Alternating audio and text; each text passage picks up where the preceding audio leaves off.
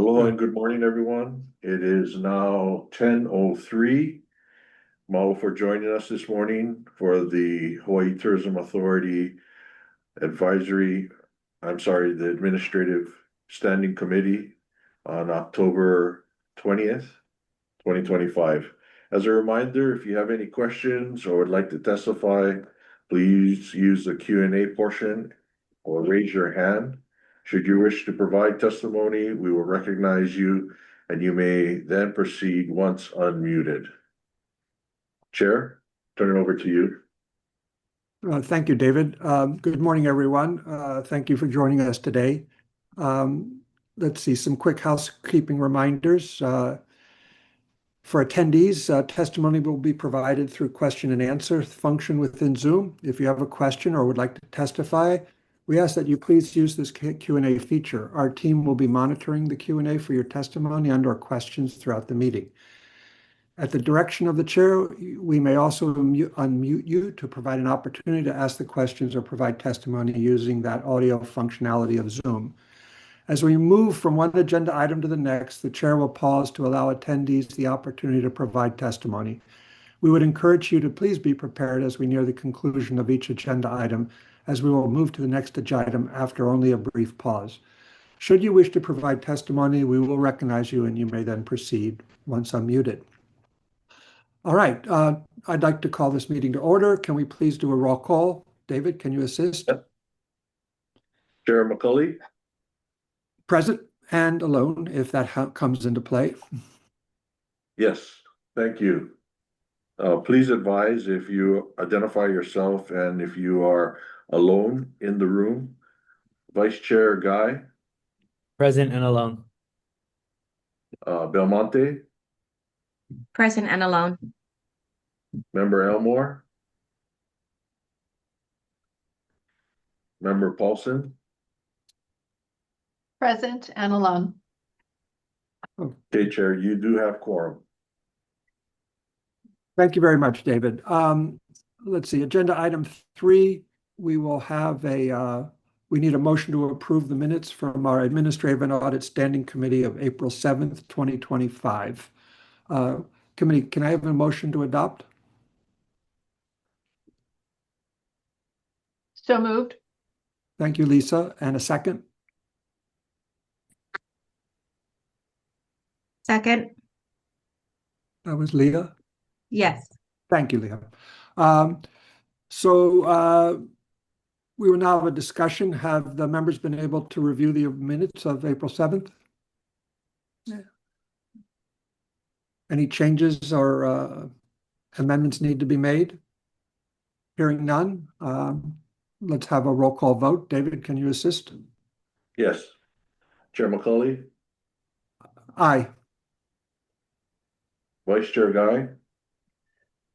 Just a point of clarity, these are for minutes that we weren't at that meeting, right? No, but Joel, did you receive a copy to review? I did review them. Yeah, I reviewed the minutes. Yeah, okay. So yeah, this has to do with the old board when it was a policy board. So old days. Right. So, but we're approving minutes that we were not at the meeting. So I'm not sure if those minutes are right or not. I wasn't there. Oh, Vice Chair, this is John Cole, your Deputy AG. It's fine to vote. It's just kind of the committee approving the process that these are the minutes from that meeting. You don't necessarily have to have attended the meeting. Awesome. Thank you so much. Aye. All right, keep going, David. Member Belmonte. Aye. Member Elmore.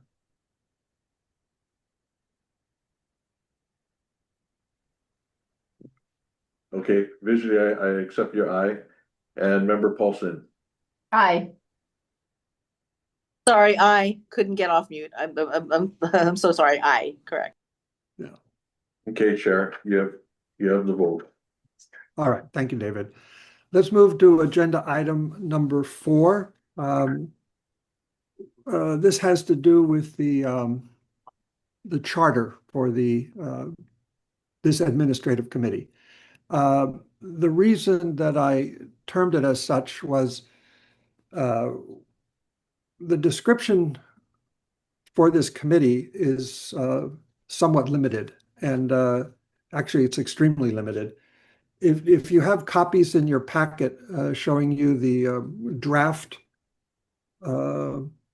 bylaws of the HTA that was put together by staff, it limits the Administrative Standing Committee to essentially oversight of the president's CEO recruitment, hiring, contract terms, etc. You probably can review that in just a few seconds since it's only 4 sentences. I asked that the previous bylaws be included in your packet, and if you had an opportunity to review the former responsibilities for the Administrative and Audit Standing Committee, you'll see it's a much more complicated or highly developed role within the board. It was responsible for these bylaws, which were called policies. It says, for the purpose of reviewing existing policies, making findings and recommendations to modify, create, amend, and or replace existing policies relating to the administration of the authority. And it goes on to establish criteria for the president's CEO selection, which we still remain.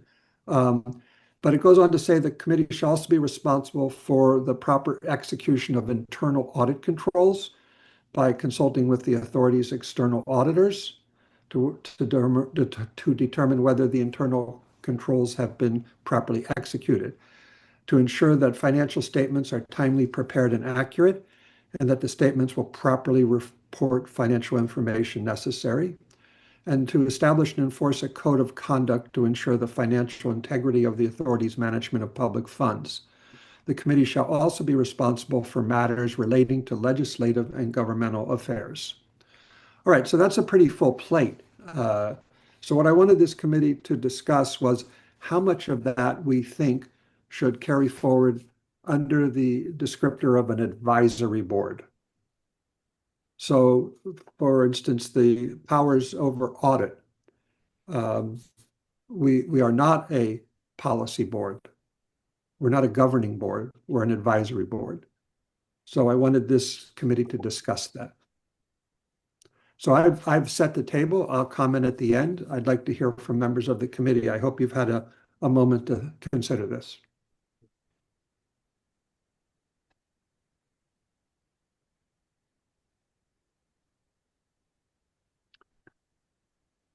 Anyone have comments? Questions for John Cole, for myself, for Lisa, who was a former member of the previous board? Yeah, I guess I have a clarifying question because we are now advisory only. I would assume that our oversight on the audit is no longer necessary in our current role. Is that correct, AG? Most likely, yeah. I think it would be up to the CEO and maybe the director, or perhaps even the governor, about any oversight they require. The board is advisory, and the CEO could ask the board for input on those types of things, but it would not be binding. It would be up to the CEO, director, or governor to approve or want the committee to do that, I guess. Yeah, I mean, that's the way I'm interpreting it because I see us as our advisory role kind of like how nonprofit boards are now, where all of the administrative work falls on the CEO on all those administrative decisions. And truly, the board only has oversight on the CEO and their status and their review. So I just wanted to clarify that, and I'm fine with keeping that out of our purview. Chair, thank you. Good. Yeah, thanks, Lisa. And that's a good idea. Let's break this up into pieces for easier discussion. So will anybody else have a comment or an opinion about the role of the new advisory board in what would essentially be audit functions, which were a previous responsibility, but again, it's different times. So let's just talk about audit for the moment. Anybody else have a comment to follow Lisa?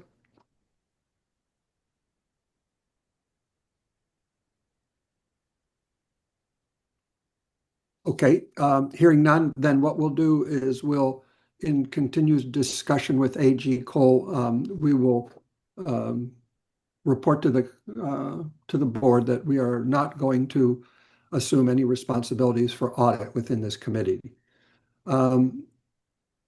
However, that brings up the subject of who will have oversight over the board on an advisory basis, and how do we establish our capacity because to do that, because that has been a role of boards generally in the past, is to provide input and oversight. And how do we establish this role with the authority moving forward? So that's something to think about. AG Cole and I discussed this at some length prior to this meeting, and I think it's food for thought for all of you. So moving on from audit, and if you have any comments at any time, we can circle back. One of the roles was the committee shall also be responsible for matters relating to legislative and governmental affairs. And that's always been a key element in Hawaii Tourism Authority board matters. And so comments, please.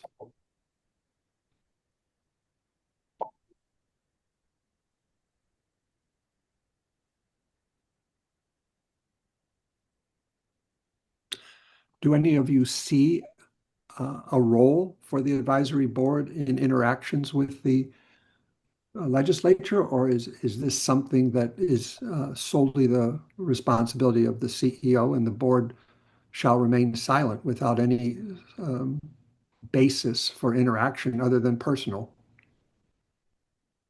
Sorry, me again. Clarification may be needed, but in an advisory role, I would like for us to have the ability to review the government relations packet that they're, planning to put before the legislature, and have the ability to comment.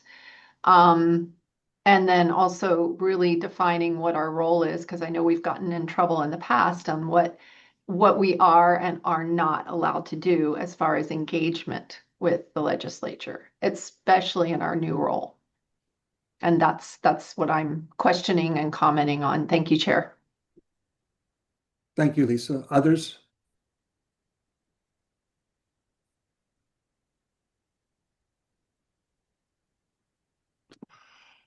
Hi, So, Chair. yes, I'm please. not sure if you see my hand raised, but I believe Director Tokioka is before me though, so I'll wait. All right. David, could you keep track of the raised hands and Okay. advise the chair when someone's raised their hand? Thank you. Go, Director Tokioka. I'll wait. Marcia, go ahead. I'll wait. Thank you. I wanted to second on Lisa's comment as far as clarification goes. I think, especially for us new folks here, knowing a little bit of the interactions that happened before, curious about what we're allowed in the future. So I think I want to second that comment. And also, if one were asking about, where we would be in the government relations world as far as, in that universe and that landscape, I think one thing that we could provide, if allowable, is just information from our respective fields, especially if we were just to kind of echo back to last week's film and television committee meeting. If there are places where we could help lend some insight and information, if that's permissible, I think that would be a good place where some communication would be in order. Thank you. Thank you, Marcia. And Director Tokioka? Thank you, Chair. So the chair and I had a pretty long conversation last week regarding this. And the reason that I asked the governor to keep over previous board members and Chair McCauley and Member Paulson are two that are on this committee now, because they know how it was. And I think from reading SB 1571, they know what the intent of the legislature was. So I will say this for the new board members. Over the past probably, and David and John maybe can help me with this, 8 years, maybe 10, the legislature has pulled back responsibilities from the board and from HTA. And those responsibilities included procurement, oversight the board last year. So this is not something that I made up or HTA made up. This came from the legislature. And I think for those of you who may know or may not know, a lot of it had to do with the trust that in the case of many the key legislators was broken. And I don't know how to say it any better than that. So this is a whole new revamp of the organization. Now, in my role as the DBED director, I think, in fact, I'm confident that we put on 12 really, really, really good board members. And I've worked with most of you. I think, Leah, you're the only one that I haven't worked with, but I'm learning how great it's going to be to work with you and the insights that you come from. I spent 4 days with Danny in Osaka, and he was taking copious notes on all of the different meetings that we had there. Some of the ideas that we came up from there were shared, and Marissa, I've worked with her for many, many years. So from my standpoint, I wanted to make sure that we put you on this board, but we also made sure that you had responsibilities. You had things that could be an impact from the input that you have. Now, having said that, there has to be some safeguards, and some of it is testifying at the legislature. Now, I had said in a previous meeting, I think it was the meeting before you were all in sworn in to be on the board, that testimony or discussions with the legislature is part of what we do. I also said that it has to be coordinated, because before you had people that had their own agenda, and the organization might have been going this way, and other board members who didn't get their way on the policy side were going in a different direction behind the scenes. And I think Jim can attest to that. Lisa can attest to that. And that's where the problems came from. Now, I don't see that happening with this board, but we need to keep ourselves safe from things like that happening. So as Jim said, there are personal things that all of you have relationships with people in the legislature. That's part and parcel why you're here. And we need to utilize those relationships, but we need to make sure that whatever is communicated has to be communicated through the administration of HTA before we go on to having those discussions with the legislature. The other thing that the organization got in trouble before is board members would go straight to their representative or their senator. And it's a free country. Everybody has the right to speak, but we just want to make sure that the message is communicated, because that's where we ran afoul. And if those types of things happen, the next thing that could happen is the legislature could just dissolve the board and HTA. And I'm not trying to scare anybody, but I don't think anybody has, John has seen it, David has seen it. It's a whole different organization now. So I will just open it up for questions, because I'm sure you might have some after I said what I said, but I'll give you an example. In that first meeting, I told Mauricia, and in fact, I told all of you that were at that early meeting, if you have ideas, come up with them, put it together in a proposal, a white paper, whatever you want to call it, and submit it. And Mauricia did this. I don't know, maybe in less than a week.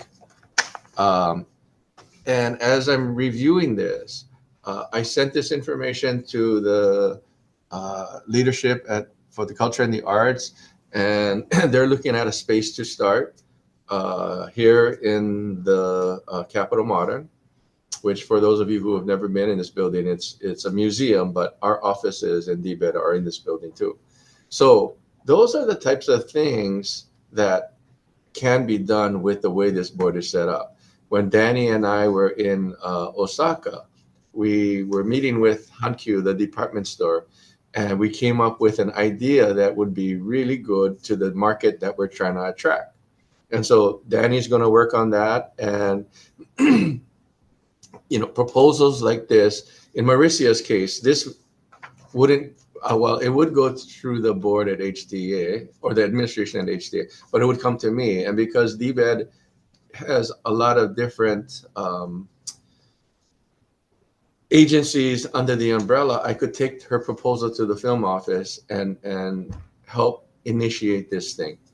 Danny's proposal, we can take this proposal and circulate it to the admin at HTA and then possibly HVCB, because they both will not take a lot of money to do, but they're great ideas. I know that Lisa, with her work with the Maui Hotel and Lodging Association, and Kumu Lozaro with his work in the hotel industry, and Joel with everything you do with photography, there'll be proposals that come up. But I thought this was the best way to utilize the talent. And I thought I said to the members of the new board, it's incumbent upon you to see if that's what you want to do, or if it's just the oversight during these committee meetings, or questions, I should say, in these committee meetings. It's totally fine either way. So I wanted to make sure I shared that with everybody so that if there's questions, then we can answer them here. And I will have this conversation with the other board members who are not on today's meeting. So questions from anyone?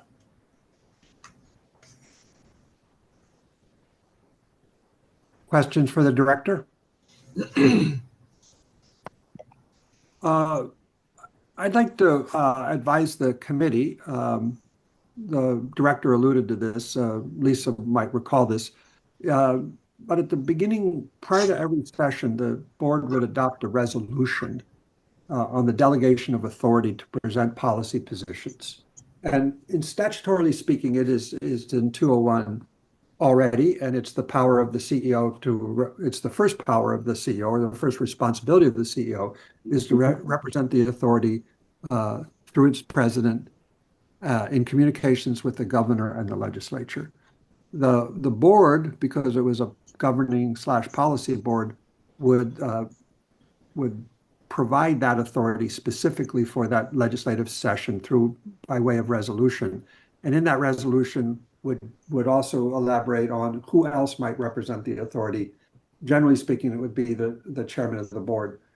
When the legislature calls the authority to the legislature for testimony or to provide answers to questions from the legislature, the chair would customarily go. And perhaps other board members, the legislative permitted interaction group chair might also go. So here's a question for Director Tokioka. Do you see that resolution as being something that this board is likely to carry forward? Yes. Yes. So, part of what I'm hoping to do with your help is to regain the trust that was broken. And That's going to take time. That's going to take commitment, and that's going to take involvement. And that's why I said what I said. I mean, this board, in the short time that you've been together, has been, has been a bright light of the new direction. When Troy did his protocol, the huli, just to turn, all of you, and I'm not saying this to make anybody feel good. I sense it and I feel it, and I can tell you, in the first 2.5 years I did was not like that. And Jim was on the board longer than me, so he knows. Survivors. So that's what I'm trying to do. And then it's going to take patience. It's going to take patience from all of us, and especially the board members. Because,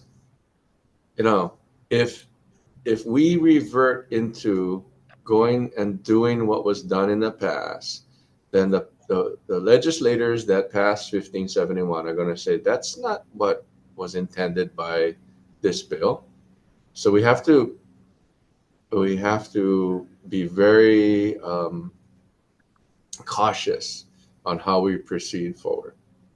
So, I mean, I really want to hear input from you guys, because I think it's important for everyone to understand what we're all in this together doing. Chair, Yes, Member Belmonte had her hand up. thank you. Member? Hi, no, I just wanted to thank Director Tokioka for those comments. And with that in mind, would like to, I guess, agree and second the fact that as far as discussions with the legislature, if they're coordinated to move forward cautiously and appropriately, I think I would like to second that motion. And just again, want to also say, kudos to also our other members that are hitting the ground, right away. And so just looking forward to what's in store for the HTA Advisory Board and the team. Thanks, Leah. Joel, Chair. you have your hand up? Thank you so much. Yeah, I guess I appreciate Director Tokioka's just providing that opportunity for us to participate in different ways.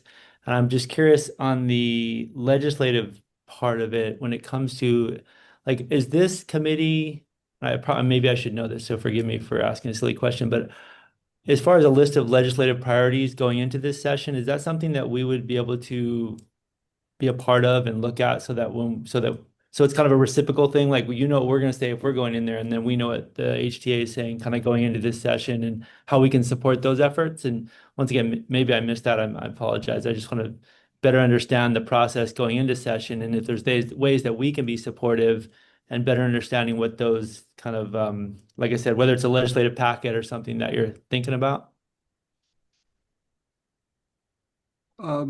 David, you're the CAO. Do you have a response to what you envision to Joel's concern or question?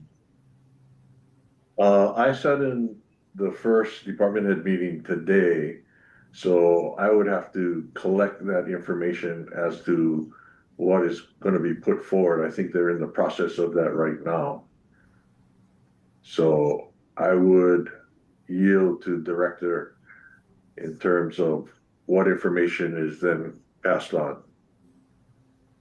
Yes. So I would say that the coordination part, when we talked about coordinating testimony and discussions. Now, when this packet comes out, and it comes out every year, Joel, as you know, from working in the building just before session starts, that packet will be circulated to you because, as we said earlier, you all have your own relationships with your own representative or senator. So it wouldn't be wise for us to not have you look at the proposal, give advice on the proposal, and talk to the people that you know about the proposal. Thank you, Director. I'm of a mind when I was trying to establish this agenda that what the legislature provided us was a piece of IKEA furniture without an instruction set. So we have a law that has not changed substantially. SB 1571 CD1 did not change that much of the underlying 201B. However, by converting us from a policy board to an advisory board, leaves us to decide what our role will be when it comes to a statutory or things like oversight. To make and alter the bylaws of this organization, there's a reason to do that. The bylaws determine the framework. We all know that we have laws, rules, and policy. And then we have people.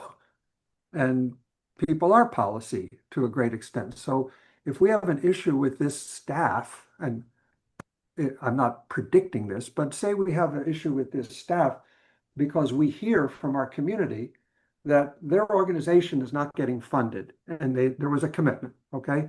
And so then the question is, okay, go to CNHA or let's talk to HVCB, but who is our staff and are they doing their job? Are they making sure that mileposts get passed, that procurement rules are followed, that the bills are paid? That was a big deal for us last year, as the bills weren't being paid. So how does this advisory board, and it's important to remember that this is not a volunteer board in the sense that you don't just raise your hand and say, hey, I want to serve on HTA. You have to meet certain criteria. So this is a selection process, and then it's a recommendation or approval process. So there's a reason that these criteria exist, and it's because we're supposed to provide expertise. And expertise generally on an advisory basis becomes somewhat part and parcel oversight as well. So that's why when we talk through audit and we put it to the side and said, we're not going to address audit responsibilities right now in this bylaw. We can come back to this and alter that in the future because that's our power under 201B3. That was never changed. Now, this is a discussion on our charter that will actually act as a template for every other committee in HTA to determine what will be their powers, so to speak. We're going to write our own script, our own powers, and then our AG is going to advise us whether it fits within the law. But where the law is silent for specificity, we can determine what our role could or should be. So it sounds to me like we agree that we should have some involvement in the legislative process. So if we ask our AG to draft up language to amend this bylaw and present it to the board, is this committee in agreement with that? We don't need a voice vote, David. I just want to get a sense of how the committee feels. So just raise your hand if you think we should have a legislative involvement. Yeah, okay. Lisa, you're on mute. Yeah. Leah, did you? You raised your hand officially using the Zoom function. So you must be of a different generation. People like us. Joel's a hybrid, I guess. All right. Thank you. So Chair, I would also say that, I know Danny's not a member, but, if you're just looking for input, then I think, Danny, you can share your thoughts or raise your hand if you want to. Yeah, thanks. Thanks, Jimmy. Appreciate that. Okay, so that's the legislative part. We're going to put that in as a component of our a modified Section 3 for Administrative Committee. So I don't want to belabor our committee too long because I want to have a general discussion about all the other committees, and I think it'll be much shorter. But I would like to bring to the committee's attention things like, as an advisory board, how do we effectuate a legislative position? Well, we would do that through the form in the past of creating a permitted interaction group so that that members of that, and not necessarily the administrative committee would be the members of that permitted interaction group. It would be anybody within our board that wanted to participate in that PIG. But they have to be nimble. You have to be able to move quickly with the legislature because stuff changes from Monday to Tuesday. And so the function of a PIG allows that. The privileges of a PIG allow that. So how are we going to respond in the future to restructuring of HTA, to the elimination of the board or the elimination of the entire authority? So we've heard this is in discussion purposes at the legislature or bills are being drafted. So we need to be, if we're not ahead of it, we should at least be able to respond to it as it confronts us. So I'd like you to keep that in mind. Any other comments on amending or establishing a more definitive charter, which is would become our bylaw for our committee? Any other comments? Seeing none, I'd like to thank the members for this discussion. David, I'm mindful that I didn't ask the public for any input on this matter. Is that correct? I did not do that. Yeah, there is nothing posted. Okay, thank you. Please just, bring it to my attention should a member of the public wish to participate in comments. All right. Given that, I'll work with John Cole and we'll move forward with a report to the board at our next meeting. So I'm going to move on to agenda item number 5, the discussion and action regarding the draft bylaws of the Hawaii Tourism Authority. So we've discussed that. This would now be for all the other committees. And there are a number of other articles in our bylaws. Definitions are one that is kind of a overlooked section of bylaws, is how do you define advisory?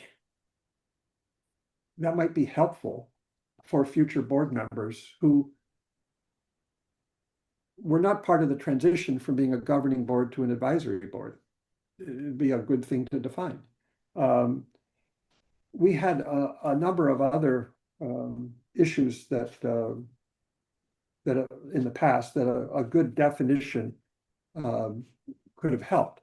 For instance, the chairperson of this board shall have general charge and supervision was the old language,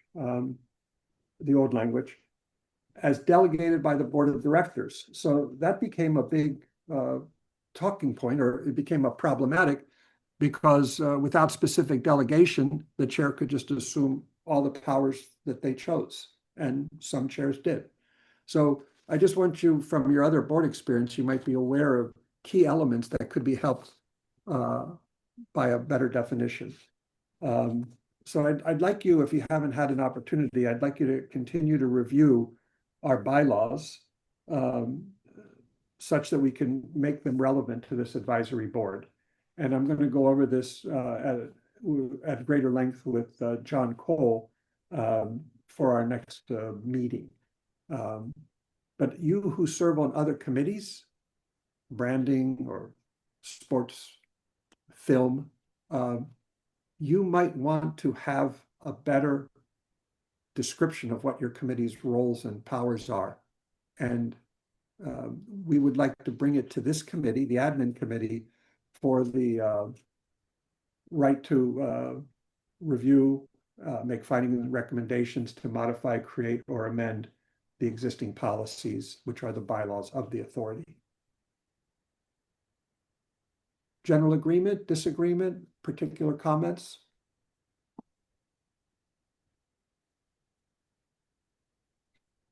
Any comments from the public? No. No comments from the public? No. Thank you. Members of the committee?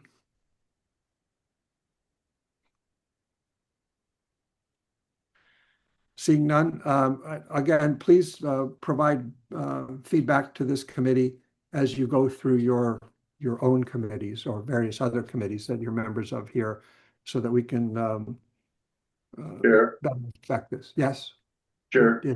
Yes, Member David. Paul has her hand up. Hi, Lisa. Sure, go ahead. Chair, for clarification and also to keep us action oriented, would you like a specific date for us to get comments to you? Yeah, thank you for that. So we're going to have a report to the board at our next general meeting at the end of this month. And I wanted to follow up with the administrative committee by the second week of November. So if we could have comments, we could have more discussion at the general board meeting, and then we'd have the comments from all board members invited to provide comment the following week. So then we could include those in our proposed admin meeting second week November. Perfect. Okay. Thank you. Thank you for the clarification. Thank you. Oh, thank you for bringing it to my attention. All right, so there's no particular action to take on this matter. So if there are no other comments, we're going to move on to the final agenda item. Seeing no comments, no hands raised. No. All right, thank you. Hold on one second, Chair. Yes.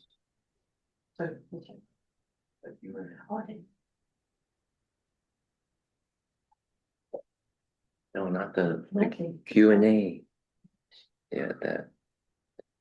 I think it's on your other screen. No, it's, this one. Yeah, that's it. Yeah. Yes. Okay, No, it's internal. okay. You can go ahead, Chair. Sorry. All right, thank you. We're good. All right. So the final topic of discussion is the discussion and action on the CEO search. As some of you may be aware, this search began last summer, and the authority contracted with a local company, Bishop and Company, to conduct a search. They provided a list of applicants that they had reviewed and were recommending for our consideration. That was back at the end of last year, 2024. At that time, because of political elements that we had to be aware of, having to do with our continued existence, purpose as a governing board, and because there were issues about a freeze on hiring, we put the search into a temporary postponement of making decisions. So we have now resumed action on this, but it's a sensitive subject because it's taken so long to get here. How many of these applicants are still able or interested in the position? And so the director receives notice from time to time of individuals that are curious where the search is, and he's been forwarding them to me, his department has. And so I drafted a response letter from the HTA to applicants, and it would go out to a group of applicants that the Bishop and Company recommended for further consideration. So have you had an opportunity to review this draft letter? Have you had an opportunity to review it? Good. Any comments? Any comments from the public? It was printed for the public to review, correct, David? Correct. Yeah. Any comments or questions from the public before we get into this? None there, Chair. Seeing none? All right. Members of the committee, in particular, not a member, but an active participant in the process is Director Tokioka. So, Jimmy, do you have any comments to make about the CEO search?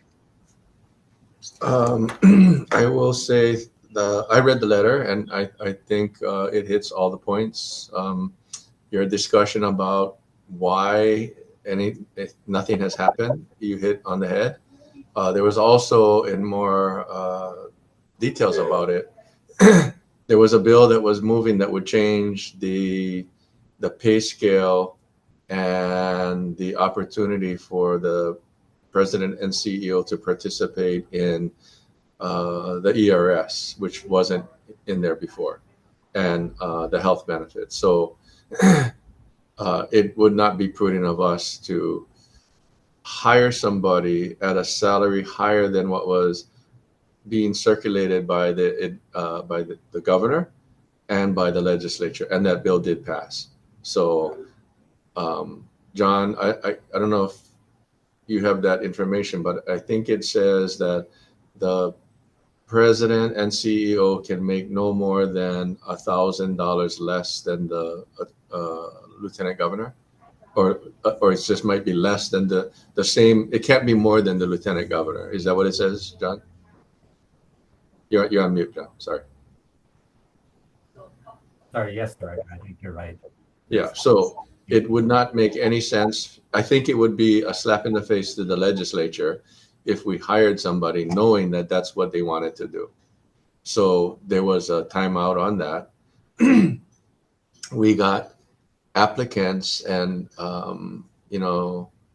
McCauley is going to circulate that at some point with the PIG committee that had applied for the position, and now everything that has come to my office I've sent to Chair McCauley, and he'll decide when you guys set up your interviews and go through all of that. So if there's any more questions about why it took so long, and I will tell you that the feedback that I've been getting, and you guys probably getting it too, is that people are saying that's going to be a tough job. Just to have seen everything that happened over the past 2 years, it's going to be hard for this committee, the PIG, to find the best of the best, knowing that there are people that are still feeling some of the, is that something I really want to do if you're a high level person in the industry. But I think one of the key things that Chair McCauley and I talked about is that whoever this person is, he or she, one of the biggest strengths that this person has to have is the ability to communicate and have the relationships at the legislature and with the governor. The rest of the team members at HTA, like now David and Talon and Caroline, the expertise will come from them, and the president and CEO, but her or his job is going to have to include that ability to gain the trust and to move the organization forward. So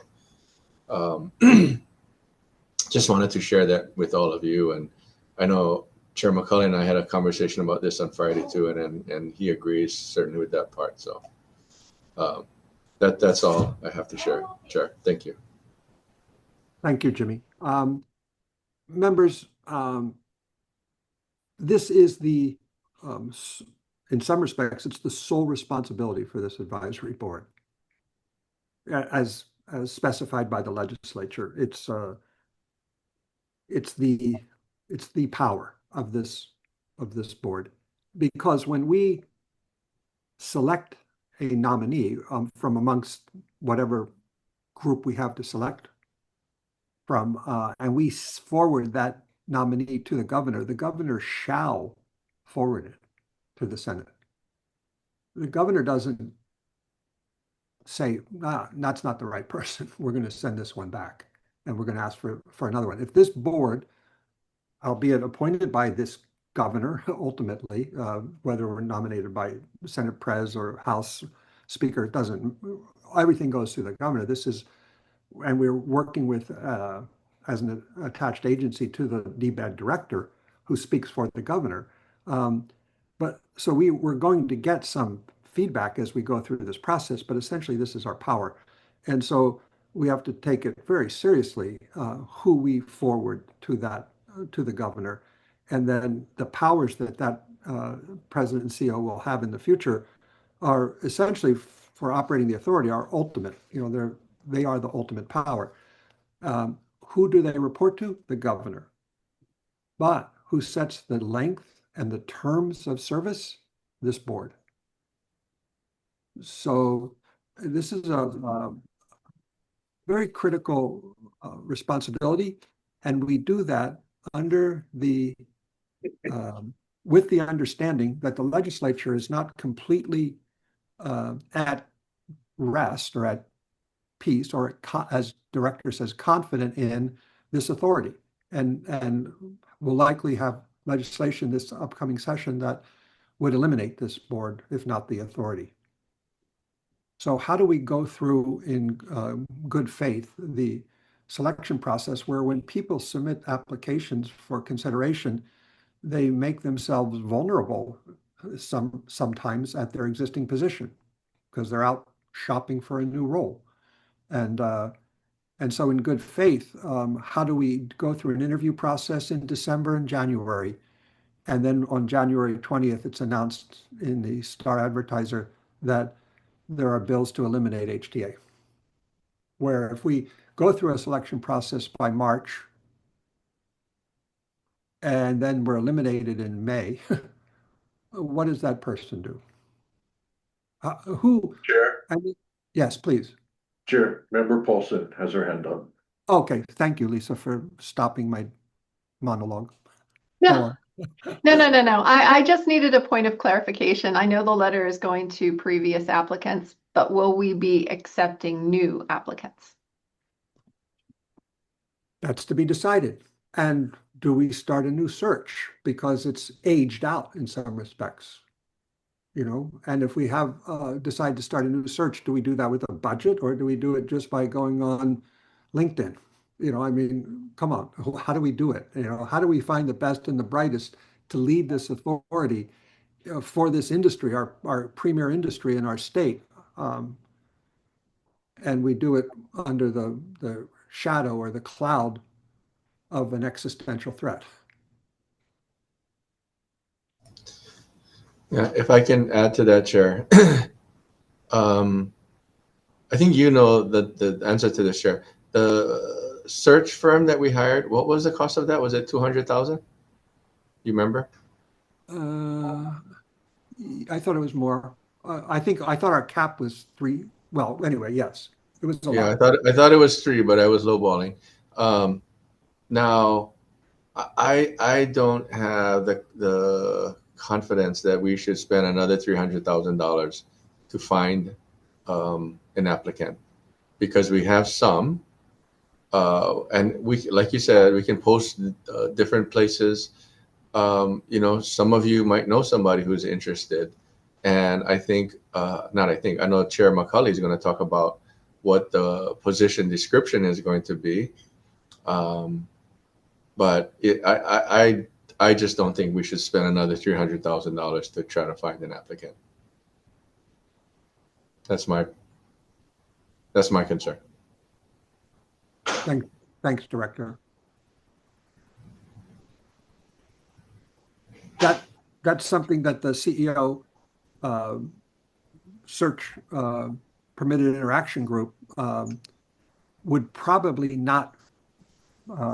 They would have to be delivered that decision. In other words, this committee with oversight on the CEO search and the board at large would have to make that determination and give that direction once it's established to the permitted interaction group. So that's something for this committee as a whole, and to do it in terms of, as much as possible, do it under sunshine, unlike the permitted interaction group, which has no oversight, so to speak, by the public, because it's there to perform a task and it's there to answer questions or do make determinations, and then give that report to the board or this committee to be discussed back in sunshine.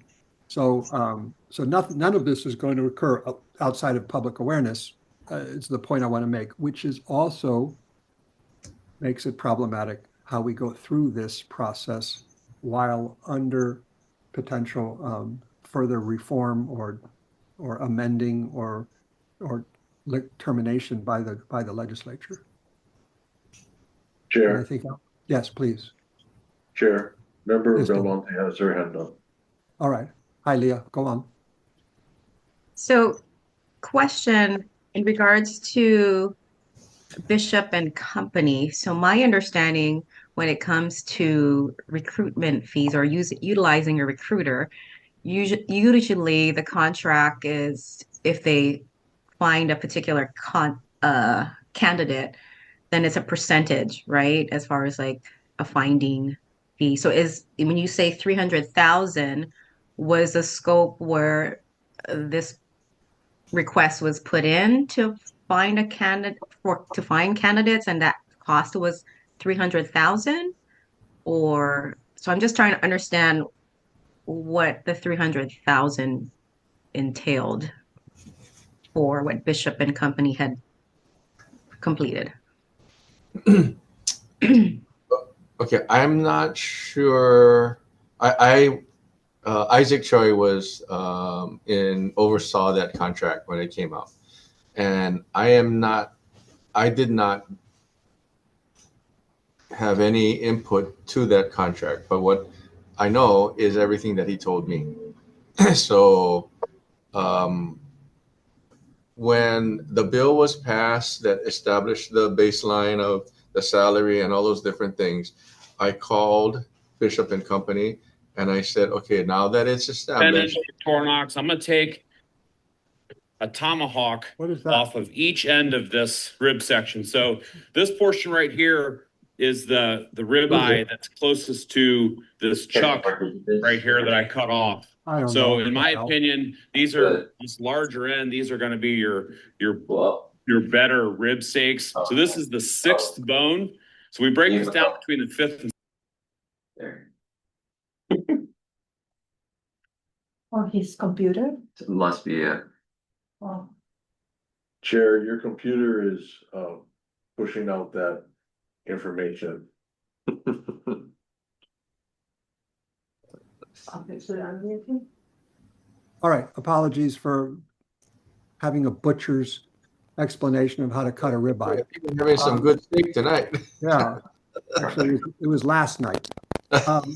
So, okay, John Cole, you have your hand up? I just wanted to say I have the contract in front of me if you folks would like a little more detail. Okay. The cost is not to exceed at this point, just a little bit below $52,000. And basically Bishop and Company is supposed to, advertise, take in applications and go through everything and do a kind of first level vetting, verification of education, employment, and reference checks and things like that. And then they work with the PIG, and the PIG narrows down the applicants to present, I guess, to the full board for their consideration. A few other things about, going a little deeper with a limited number of applicants that it selects to, look into their background more. But that's pretty much the contract. Okay, so my miscalculation on the contract amount. But everything that you said, John, they already did. Yeah. So they have fulfilled their contract. To answer your question there, they have fulfilled their contract. I had asked them, the contract says that they will give us their top 10 on the list of applicants. But I asked them to send the top 20, which they did. They sent us the names of the top 20, and they sent to that list of the top 20 a letter asking them if they were still interested to send that information or send their requests for interviews to my office, which as of this morning, we had a total of 8 from that list of 20. And every application that came to me, I sent to Chair McCulley. So we have them in the queue, the 8 from the 20 that was selected by Bishop and Company.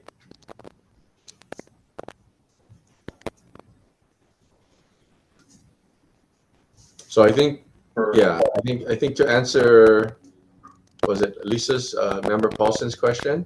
That's up to you guys to decide. And I, because it was so long ago, it would behoove us not to. Well, you guys decide what you want to do with the list of applicants. So I'm going to ask the members of the committee to rely on their experience in working with, whether it's a nonprofit or a for-profit corporation or company, about doing something like hiring a high-level a CEO or a vice president, somebody in charge of a significant department, if you've ever had that experience, how you would go about that if your board of directors was considering terminating the division or the role. How would you go about that? Yes, Joel. I got to figure it out. Give me a second. No,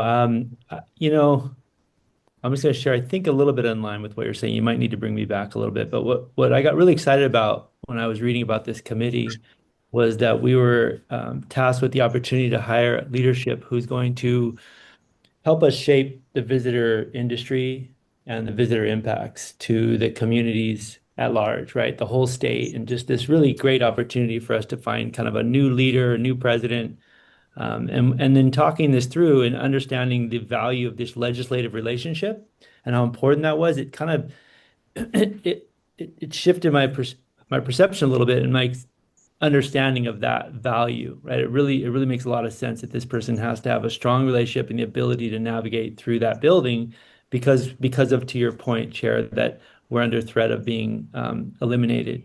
And so in looking at kind of the responsibilities of this person, and I haven't seen all the job descriptions that this committee, that this subcontractor went through. But I'm wondering if in that process, we can build that trust. We can start to build that trust within the legislators based on the job description and some of those things that this person will be responsible for. So as we do this search and we start doing these interviews, we kind of clearly understand what the roles are that we're kind of hoping for from a organization, or at least from an advisory board, and how that will speak to the broader public as well as to the legislators, because it sounds like that's going to be real important. That if we're talking about what they're interested in, then in this hiring process, I think we have a better chance of it not getting eliminated, right? We're kind of shaping that narrative from the job description portion of this exercise, as well as we're interviewing people and we're starting to look at those candidates. I thought that was a really great point you made about, and Director Tokioka made, that relationship has to be strong. And so once again, I'm a little bit getting off on a tangent here, but I just wonder if in that, because I've been looking at responsibilities of this person, but maybe I haven't seen the job description that was put out with this subcontractor, and is that in alignment with the desire of the legislators? Yeah, all fair. So I think maybe something that would be helpful is for our next admin committee, I'll ask staff to put together the original request for proposal, the way that the applicants were processed, what the scope of work that was described in terms of priorities for the next CEO that the company then utilized in doing their evaluations. So did they have legislative experience or something akin to legislative experience as the key criteria, or a top 2 or 3 criteria? We don't know that. So, Yes, Chair, John, do you have that? Is that in the contract? You're on mute, John. John, you're on mute. I mean, it does have some stuff about Just our output. the contractor needs to evaluate all applications against the job description qualifications provided and create a short list. But I mean, we can get the job description, or I think I probably have it in my file somewhere, made director as well. But that's, I think, the only place the scope of services mentions a job description. So anyway, Chair, that's accessible. I mean, however, whether it's me or John, we can get it to you. Or Good. David. Yeah, David, HTA then- might have it too. Yeah, and then while we don't have an ongoing contractual relationship with Bishop and Company, I did speak with the manager of our search, and they said they are willing to support our better understanding of that search. So I could perhaps ask them to discuss with our committee what their experience was and if they have any recommendations on process rather than an individual. Okay. Yeah. Okay, Leah? I'm gonna have to apologize that I have to get off this meeting. I have an 11:15 that I gotta get ready for. Well, And thanks for giving us this time. I appreciate all of you and look forward to how you figure out that selection process. So thank you all for your time and input today. Greatly Thanks, appreciate Director. it. Okay, have a great day. All right. Take care. Yes, Leah? Yes, so taking a look at the letter, the handout that was provided. So this, has it been sent out already? Sorry if I didn't hear. No, It was that's why I wanted it to be sent to you as a draft under our HTA. draft, okay. letterhead. Yeah. Is there a way we could put a deadline on there for their response? From that last sentence, Yes. if your circumstances have changed, sure. That's why it's a draft. Is let's tweak this. Let's get it right. If there's something that doesn't need to be said, let's eliminate it. If there's something that needs to be emphasized, let's make that recommendation. Okay, thank you. So if we want to send this out immediately as a recommendation from this committee to the board. I don't think it necessarily has to be from the board at large. I'll get clarification on that from the director. John Cole, what do you think? This letter is just a advisory letter. The key is, who's it going to go to? Is it going to go to all 300 or 400 applicants? Or is it going to go to that last 20 or 30 that made the recommendation short list? I think it's up to you folks. I mean, it would certainly make sense to go to the short list. I don't know if it might change the minds of some.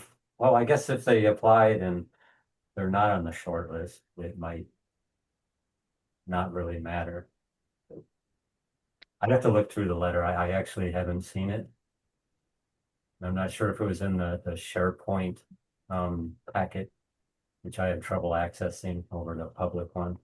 So, but I'll take a look. Okay. But certainly, yes, this letter was written in a innocuous enough fashion that it can be discussed in sunshine. It's not something that reveals any information that would put anybody at risk.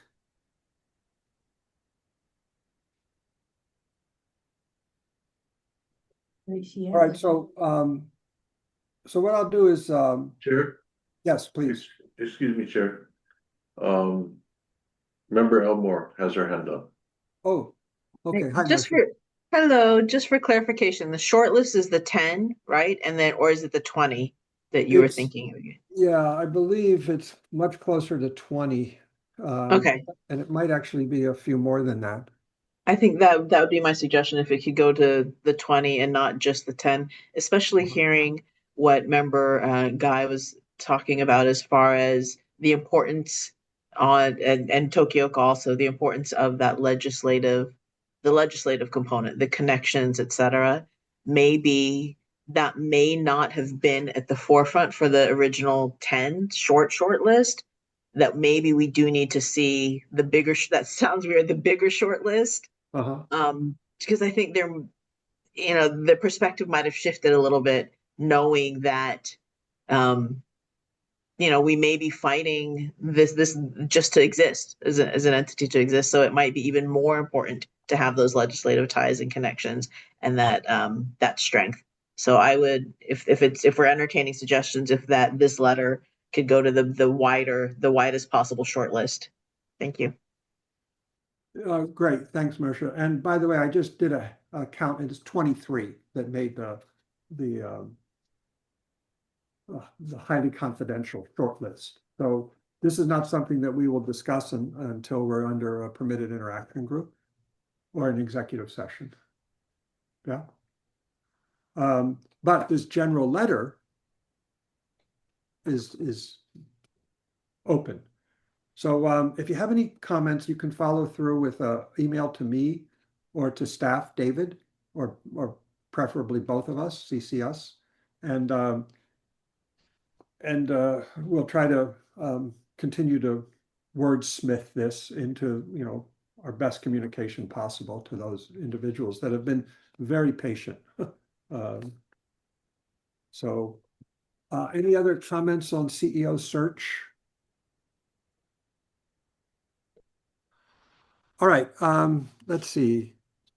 That's the last substantive item on our agenda. Our only responsibility left is adjournment. So I'd like to thank you for your time and appreciate your input. And if you have any issues or concerns, please feel free to reach out to me. You have my email and my cell phone from our staffs providing the roster. And I'll talk story with any and all of you anytime. All right.